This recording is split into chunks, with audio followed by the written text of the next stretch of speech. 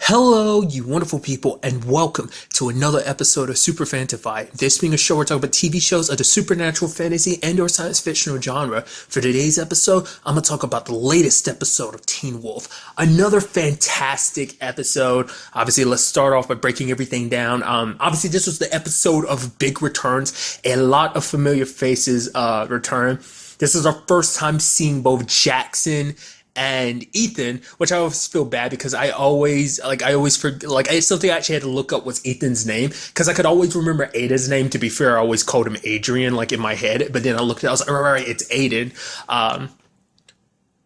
Many different things, many things about that. For one, finding out that they're a couple and everything, I was like, oh, that's interesting. If you don't know, like, I think it was like a year or so ago, the actor who plays Jackson, Colton Haynes, came out. So I think that was kind of a cool thing where it's just like they're kind of representing that with the character too. That the fact is that they are together. It's also interesting when you actually think about it too, because Ethan like dated Danny back in season 3. So I guess it's, Jackson was Danny's best friend. So I don't know, I don't know. It's just interesting that that happened. I don't know. It's so cool to see them because we haven't seen Ethan since season 3. We haven't since the end of season 3, and we haven't seen Jackson since the end of season 2. It's so cool to see them back after such a long time, and the fact that they're together too. That's so cool. But also, I thought was kind of interesting too, is because we never really dived too deeply into like Jackson's whole biology now, because he was a Kenema first, but then he became a werewolf. Because it seems like, because that's what Ethan was like, yeah, you kind of messed up because not only is he a werewolf, he's part Kenema too. So I was like, oh, so that biology still exists within him. So he technically is like half werewolf and half Kenema. Because the last time we saw him, he was just like full on werewolf. But I guess that Kenema is still a part of him. So I thought that was kind of interesting, which kind of adds into the whole question, like, could technically, like, if you take someone like Lydia, could Lydia technically be like a half werewolf, like half banshee? Would that be able to work, or is it just only certain like supernatural creatures that can go? I guess his circumstances were special, so I don't know. I'm just curious. I thought that was kind of an interesting thing. And speaking about that whole past thing about Jackson, it's kind of interesting because Stilinski tries to use that against Monroe. He uses the whole Matt situation, the boy who controlled Jackson back in season 2. The fact is that Gerard killed him, because I had brought it up too. It's like, what about the like stuff that Gerard has done in the past? And it's like Stilinski sat her down and explained, because this is all after the shootout at the attack on Scott's house. Which I'm actually surprised it legitimately was Melissa that got shot. I mean, granted, it was everybody, but specifically Melissa. That took me by surprise. I was so certain it was going to be Argent, but I was like, no, it was Melissa. I mean, luckily everyone's okay, but Mason got shot, Scott's dad did. I mean, that was like a whole lot of bullets to kind of get unloaded. So that's probably where most of the pool of blood came from, like everyone else getting shot too. So that just blew my, I was like, wow. Not only Melissa was the biggest focus, obviously, because it's like his mom. She was the main target anyway, but still.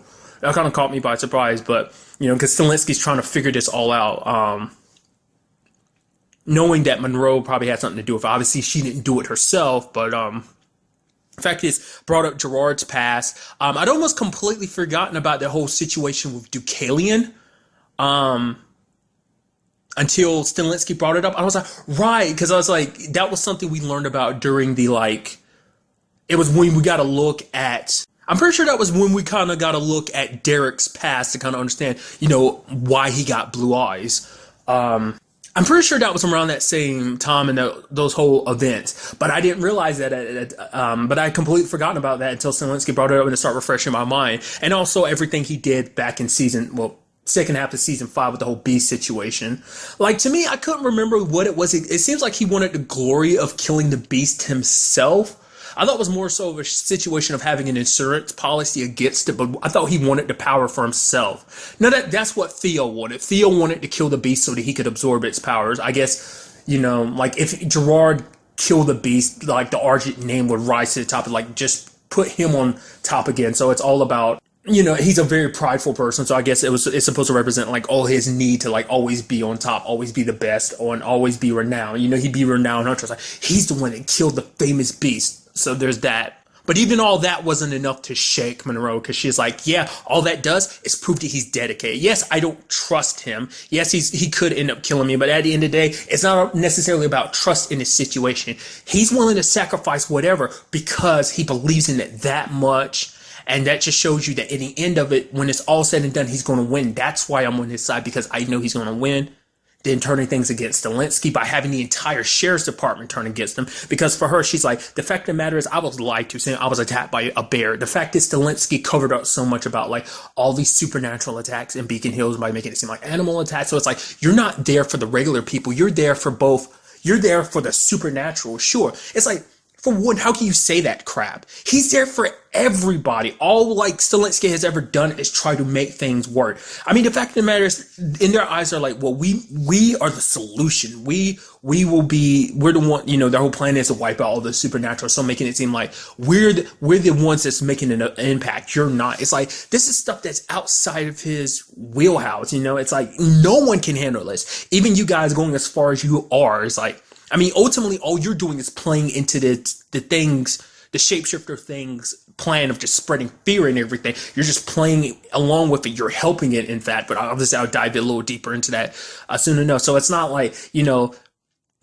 continuing the way they are, like them hunting down other supernaturals, it's going to create more and more fear for this thing to feed off of, and it's feeding off their fear because they're afraid, and that's making them go after the supernaturals, which is making them afraid, and it's just a whole cesspool of fear that this thing can like absorb and feed off of. So you're just making it stronger and stronger while it's looking to its other half, which I will get to later on as well. But even getting every sheriff in a department to turn against Zelensky like that sucks. Just, and like for her, she's just like, yeah, get out my station. It's like, are you serious? He's been your boss for so long and you're turning on him like that. You're acting like, because like going back to it, it's like his son is a normal kid. His son is mixed up all in his supernatural. So obviously he cares about both the supernatural and regular people too, because him and his son are regular people. They're regular people mixed in there like this, like Mason, like Scott's dad, like Melissa herself, who people you targeted. So once again, it's like, how can you justify saying you're doing this for other people, that you're in this for other people, when you attack innocent people who, just because they're the loved ones of supernaturals? It's like, don't act like you're like some great saviors in this whole situation. You're just evil. You're going after people who've done nothing. What has Scott done? Has Scott ever killed anyone before? No, Scott has stopped every evil from hurting people in Beacon Hills, and you want to crucify him for it. Like, you know? It's like, that's horse crap. But even, I love Zelensky being like, I never said that, you know, I would beat Gerard. I said that Scott would beat him, and walks away, and just like, you have that look on Monroe's face, like, okay, like, I can't wait for this all to end. And it's going to obviously end with Scott and them winning. Granted, it doesn't look very good in their favor, obviously, but dude, obviously this is going to end with them on top. And then, like, I'm very curious to see what happens with Monroe. Obviously, as I brought it up, we saw a lot of familiar faces. Peter returns. I mean, to be fair, we saw Peter, and like, you know, he returned like in the first half of season 6, but we see him return. As well as Deucalion, which Deucalion's kind of a pacifist now, which is actually kind of interesting, going back to the whole like Gerard situation. Deucalion, obviously from the very beginning, was the one that was like not all about killing people. He was like, oh, whoa, maybe you should take things slow. He was very rational. Obviously, that whole experience made him into like the kind of cutthroat killer he became. And he kind of doesn't want to, like, you know, after crossing paths with Scott, obviously we learned that he's not that same person anymore. And isn't right now. Like, Scott's like, we gotta army up. You know, we need to take Gerard down. But Deucalion's like, I can't do it. I'm a pacifist. And I like the whole thing of him not really fighting Malia, and like kind of basically embarrassing her by not even really fighting her. That was pretty impressive. But it's so interesting because, you know, for Deucalion, this isn't about like, because he knows if he goes down this route, he wants to help out, but if he goes too far in this whole situation, it's not about being scared about being blinded again. What he's afraid of is that he'll be consumed by his own hatred and anger, and that once he crosses that line again, there will be no coming back, that he'll end up losing his soul. And that's what this whole big conversation is about. That's always been a big conversation with Scott. It's something that Peter brought up too. Scott has so far never had to push like to kill someone. I mean, you can like throw a technicality on the whole beast situation, because I think that doesn't technically count, because that's like an ancient killing machine that he's not even like. I think that's kind of its own thing. It's kind of funny when you actually think about it too much. I was like kind of scared over that, but I guess it's a situation of like that was a supernatural evil that it was more of an entity rather than a person anymore. It wasn't Sebastian anymore. It was purely the beast. So I guess that, like I said, if you think about it too much, but like Scott's never had to kill someone, get blood on his hands, and it's like this might be a circumstance where he has to because it's like Gerard isn't going to stop. That the fact of the matter is, even if he stops Gerard, it won't stop the ultimate issue, and that is that people are afraid. They will always be afraid of you because of your abilities. So the fact of the matter is, even if he stops Gerard, even if it's this whole shapeshifter thing molding, like adding a layer to it, there will always be that fear, and there will always be people who look at them like monsters. So this situation is bound to repeat itself, which is like, how do you fight something like that? Like an eventuality like that. There will be another Gerard at some point down the road. Which Scott still doesn't want to do that. Like Peter presented him with like that hunter is like, oh, look at him. I handed him the clip. He's unloading it in the window. He won't stop for anything. Just to prove that point, like, unless you put them down, this will never stop. You can't win this way because they're going for the kill while you're not. Which Scott's telling Peter, obviously Peter wants to avoid it all and everything, but Scott's telling Peter, like, you can try and run if you want to, but you will have to fight this sooner or later. Whether it's with us or alone, you will be forced to fight, considering the fact that they're going worldwide with this supernatural extinction. It's actually interesting when it comes to Peter, like, his ultimate reason for staying was for Malia, because Malia showed him, like, made him understand what they were fighting against, this shapeshifter thing. And what's so interesting about it is his ultimate reason. Obviously, he's like, okay, they blew up my car. Well, not my car. They blew up my cars. Yeah, I want revenge. But Malia's like, why did you really come back? It's because of what I showed you in my head. It's because of Malia's feelings for Scott. The fact is that she would do so much for Scott. It's a combination of, I'm sure, like, because Malia will always stay by Scott's side, even through everything that went down, like, especially a big focus was obviously, like, the first half of season 6, as well as things that they've gone through together. In this half of the season, he sees how close they're getting and how Malia feels about him. So it's a situation of, like, she's always going to be by Scott's side, and the fact of the matter is, I don't want her by his side. Like, if she's going to be by his side, she's going to end up getting hurt too. So I guess that parental side of him kicking in of like, okay, I want to be there for my daughter. But also, it's also because him and Scott have never always seen eye to eye. They've been on, I would say, argue saying, like, for as long as they've been enemies, they've also been allies. They've been reluctant. They've been frenemies, essentially. And I think, you know, he wants to protect Scott simply for the fact is because Malia cares for him. It's like, he's going to get himself killed. Don't fall in love with a dead man, which Malia's like, too late. So, like I said, if it wasn't for Malia falling for him, I think Peter would just legitimately go like, yeah, he can do whatever he wants to. Even though Malia is there a part of his pack and everything, I think there's still like enough distance there that he's like, well, if Scott dies, Malia can just move on and then we can be together. I don't know. It's so interesting how Peter kind of approaches the whole like fatherhood situation. It's not like he always kind of goes out of his way to, he steps in every once in a while to kind of be a dad. I mean, for him, I guess he doesn't really know how to be one, you know?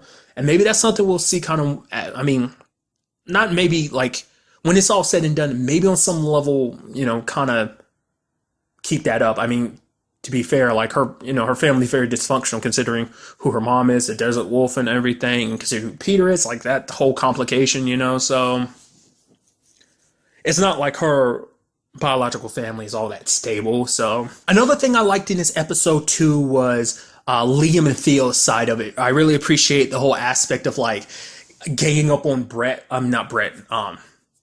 Gabe is his name, like slamming his head against the glass and it, like pushing it further and further till it cracks. And you see like Liam kind of losing it more and more. And then Theo being like, oh, are you going to kill him? Well, if you're going to kill him, let me know. Cause you know, we got to prepare. We got to think about stuff like where we're going to dump his body. We're going to need shovels. If there's any witnesses that saw him with you, you're going to have to kill them too. It's like, you know, I'm all for killing somebody. Just let me know ahead of time so we can get prepared for this. And obviously saying all that to like calm Liam down to stop him, you know, make him think. You know, so it's like what Theo's like, why? Like, because Liam's like, why are you doing this? You think this is all going to help you get into Scott's path? Like, Scott's going to forgive you for everything you did? Like, no, he's not. He's like, no, This isn't about that. This is about what Scott always wants, and that's for everyone to make it out alive. That's why he's trying to avoid this whole like killing people situation, because he wants both the hunters as well as all the supernaturals to be safe.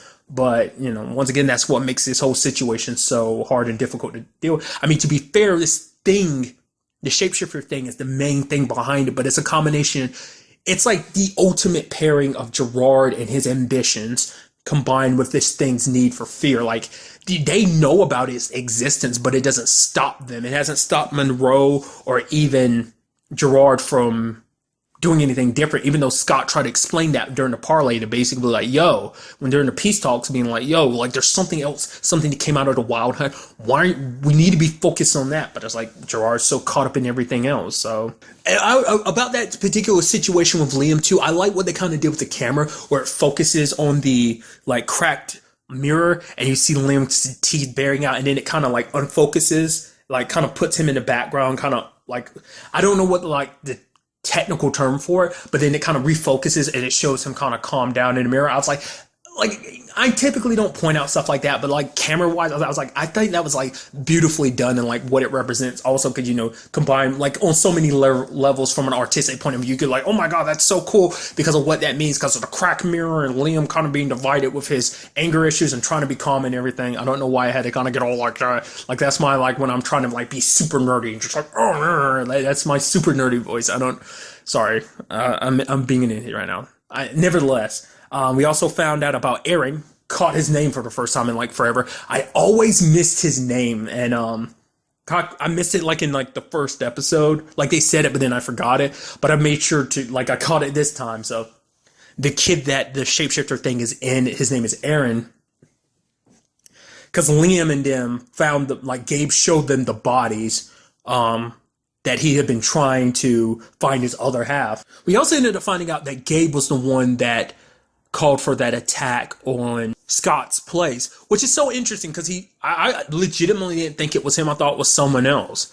But he's the one that orchestrated it. But he told Monroe that it was Nolan who did it, because if he didn't, he's like, don't you see that you're still alive? Because if I didn't say it, she would have killed you, which is kind of making him know that, like, I think it's making him question everything too, because we see Nolan kind of take a step back. He's like, why'd you say that? Why'd you make people think it's me? Because it's like, now you put a target on my back. But he's like, yeah, I also kept one off your back by telling Monroe you're the one who orchestrated the whole thing. You should be thanking me. And you see that him looking at the bloody mirror and everything. Like I said, it got a little too real. It's one thing to hate the supernatural, but he is kind of another thing in this whole situation. Like, he's played his role in everything.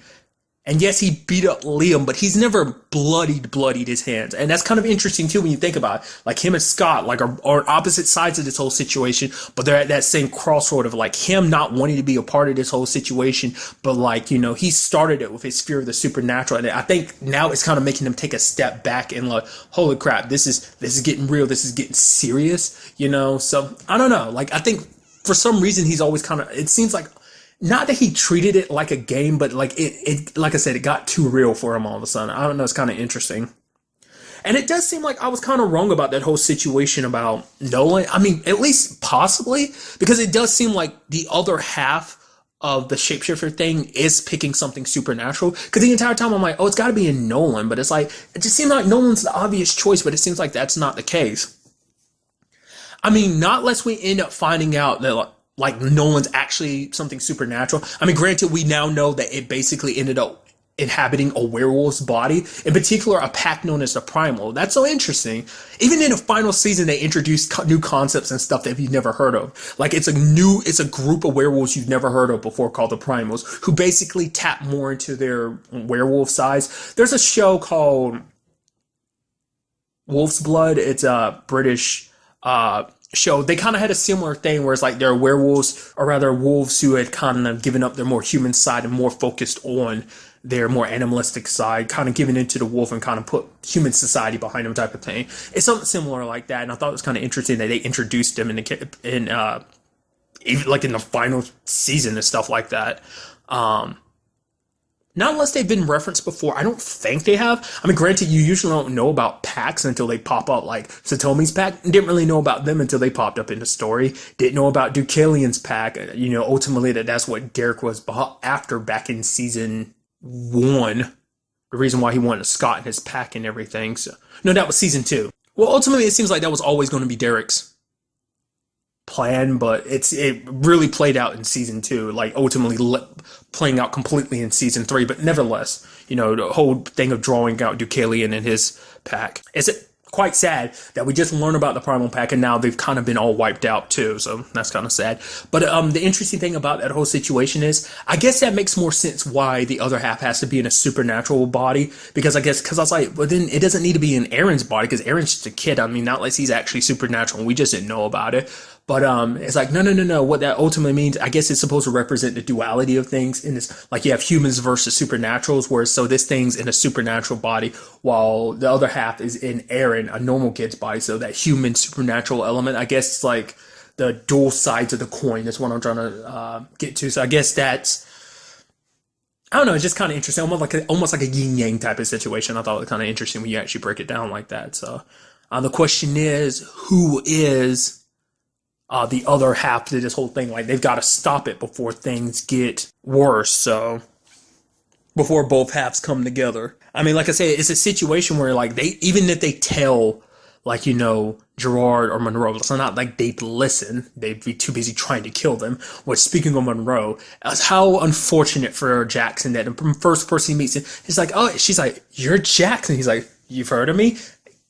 Hard cut to him and Ethan being like electrocuted and stuff like that. I appreciate that. And then it's like, and he looks at Ethan, he's like, happy anniversary. And it's like, I love it. Coming back home has done nothing but screw him over. Things are definitely shaping up. Obviously, like, slowly but surely, Scott's little army is coming together. I'm very curious to see how this all plays out, because, like I said, like, Scott's got to deal with Gerard as well as dealing with this whole, like, shapeshifter thing too. So there's 2 different enemies on 2 different fronts, but at the same time, kind of the same front. So it's definitely going to be an uphill battle, and I'm so curious to see how this all plays out going forward. We only have, like, 3 more episodes after this. The clock is ticking down to the end of the series, and I'm so interested to see how this all plays out, especially in the next episode. But really, that's all I wanted to talk about in this episode. To the next time we meet, be happy, be safe, live life to the fullest, and enjoy it. Good day and goodbye.